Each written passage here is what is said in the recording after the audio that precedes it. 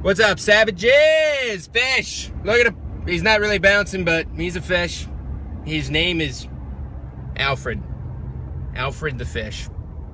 Yeah, I don't know where I'm going with that either. Let's just be honest. So anyways, I opened it up on Twitter today to see what you guys wanted me to talk about. I was going to do a video anyways, but, you know, we'll figure it out. So question came through saying, what do I like better? The league structure kind of format, which is LCS and Smite Pro League and basically Call of Duty, or do I like the open format, which is Dota 2, CSGO, right? Like those are really what it comes down to, open. No one else really does it to that extent. So the big difference here, in case you don't know either of the formats, is the league structure is similar to actual sports, right? So you have like 8 weeks, 16 weeks, and over the course of those 18 to 16 weeks, you find out which teams are going to be making your LAN event, or your main event, or your playoffs, or however it works, right? That's it. Just done. Very simple, cut clean to the chase. Wow, I am sweating this bitch up. It is just foggy. Look at this shit. I'm fat. Moving forward. So, you find out at the end.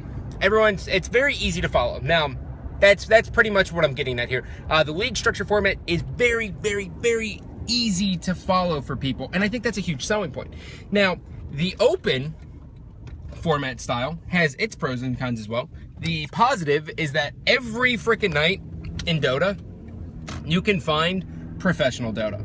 Like, you don't have to guess ever. You can pretty much just go to Dota 2 on Twitch and find a competitive event that is happening that day because, well, there's just so many goddamn events, which I think is good for that scene. I think they love it. But, so, the pro is that if you're really good and you win a bunch of fucking events in Dota, you're gonna make a lot of money. Like, consistently a lot of money. So if there's ever a dynasty, like Optic Gaming right now, right? If the open format was around in Call of Duty right now, Optic Gaming would be cleaning up. But the community wouldn't be really sustaining. Dota, it can sustain with this. So there's a con. The other huge con is that to own a Dota or a CSGO team probably is the most expensive thing you can do. When you look at it, there's so much travel in these events. You're going from, North America to fucking Europe to everywhere around in Europe. You could go all around in a month. And those flights really start to add up. And if you ask anyone who owns a Call of Duty team, whether it's Hector or anyone, international flights suck. And they cost a lot of money, and it really, really sucks. Like, going international for a team, when you own a team, sucks for that owner. He's just like, oh, that's gonna be $8,000. It's really, really crappy to deal with. But again, there's its pros. Now, personally, since you know both of them, I think the league structure is better. I think it's better for the owners. I think it's better for the players. But the one thing that's getting me right now is, so you guys know from all my previous videos that I'm all about formats and I'm all about breaking it down. I just don't know if, let's just call it an 8-week season, right? And this is my problem with Call of Duty, and this is kind of my problem for everything else that is a league. I'm not attached to any of the stories, right? It's like hockey or the NBA or football, right? At the beginning, I'm like, oh yeah, cool, it's there. I'm hyped. I'm ready to go. Let's do this fucking thing. But like in the middle, I'm like, oh, whatever, fuck it, right? Like I'm not sucked in, and I want to be sucked in. I want to be engaged at all times, and that's my biggest problem, is trying to find something that's super engaging, that's a format. So I've floated it around and I've thought about it. I've thought about division play, which is interesting, right? I don't think it's ever been done in esports, and I don't know if it ever will.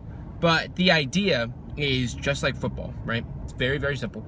You would break teams into divisions, and this is kind of like my working idea maybe one day. So feel free to take it, trademark Scott Gandhi division play. You would take however many teams, and we'll just go as simple as 8 right now. You would take 8 teams, you'd split them into two groups of 4. You would run them over the course of 8, 10 weeks, whatever your LAN is, 16 weeks. You would run them over that course of time. Now, obviously, the shorter it is, the less times they can all play. So in 8 weeks, I project you would be able to run every team in the group plays each other twice. And then for cross-divisional play, you would have 2 games. You would have 2 games out of your division, maybe 3 games. 2 to 3 games out of your division, and then one matchup would never be played versus another team. You would never see that matchup unless it happened on land. Now, to me, that's pretty fucking hype, right? So I'm sitting there and I'm thinking about it. I'm like, okay. So, for instance, maybe we would have never seen Optic Gaming versus Denial. Like, holy shit. Or maybe we would have never seen Cognitive Gaming versus, or Cog Prime versus Cog Red. Like, those are really fucking big matchups that I love watching because they're the 2 best teams, right? Like, they're the 2 best teams. So waiting for a land to possibly see that kind of gets me hyped, right? It's kind of like the Patriots and the Seahawks. Or they may have fought once. I don't know. I didn't watch the football season. Fuck off. But that, to me, is interesting. But still the problem is in football, the only reason I'm engaged in football is because, one, there's one set day dedicated to it, and I'm like, okay, yeah, I'm gonna go hang out with my buddies and drink some beers and eat some food, right? I don't have that kind of feeling. Maybe some people do, right? And maybe it's just because I cast the events on the weekends that I don't personally know, but I really think there's something out there we're missing that can make it better. And I'm thinking about it, guys. I'm really thinking about it. I think right now, for me, the best of 2s is one of the more interesting formats that I've seen.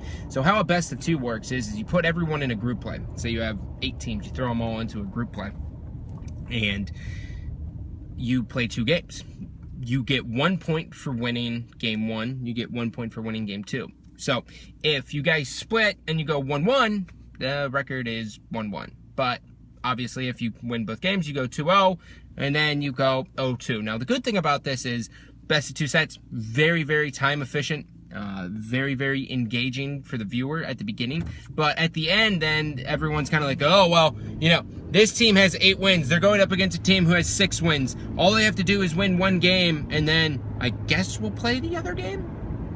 Maybe, even though the season's over, right? So there's a lot of things out there, but really what I'm looking for here is what everyone thinks about league play versus, I guess, open, well, not league play inside of league play, different formats. Because, guys, I've been racking my mind. I've thought of just about everything I can. So if you guys have any ideas, drop them in the comment section. As always, I love you, but I don't love you.